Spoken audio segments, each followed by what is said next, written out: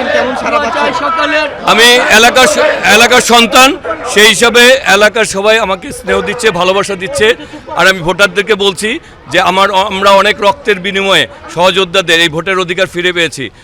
সবাই যাতে কেন্দ্রে যায়, তার অধিকারটাকে সে জানে বাস্তবায়ন করে, এবং এই যে রক্তের বিনিময়ে আমরা এই ভোট পেয়েছি, সেই ভোটটা দিয়ে জনপ্রতিনিধিদের কাছে যেন তাদের জবাবদিহিতার মধ্যে আসতে পারে সেই ব্যবস্থা করতে সবাইকে আমরা ভোট কেন্দ্রে যাওয়ার জন্য আহ্বান জানাচ্ছি।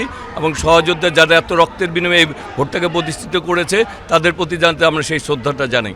এবং বিবেচনায় যদি ধানের শীষ আসে, আমি হাবিব আসি, তাহলে সেদিকেও একটু লক্ষ্য রাখার কথা বলছি।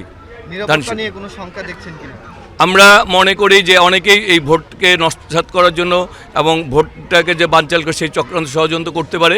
এখন পর্যন্ত নিরাপত্তার এই এলাকার সরঞ্জাম নাই, কারণ আমরা সবাইকে নিয়ে কাজ করতে চাই। তবে আমরা বলবো সবার এই বাংলাদেশের সব জনসাধারণ, এই এলাকার সবাই এবং ভোটারদের নিরাপত্তা ইনশাআল্লাহ এখন পর্যন্ত নিশ্চিত আছে। আমরা সবাই মিলে ঐক্যবদ্ধ থাকলে আমরা 12 তারিখে ভোট দেওয়ার মাধ্যমে আমরা আমাদের প্রতিনিধিদের নির্বাচন করার মাধ্যমে জবাবদিহিতার মধ্যে এলাকাবাসী আনবেন, ভোটার আনবে সেই প্রত্যাশা।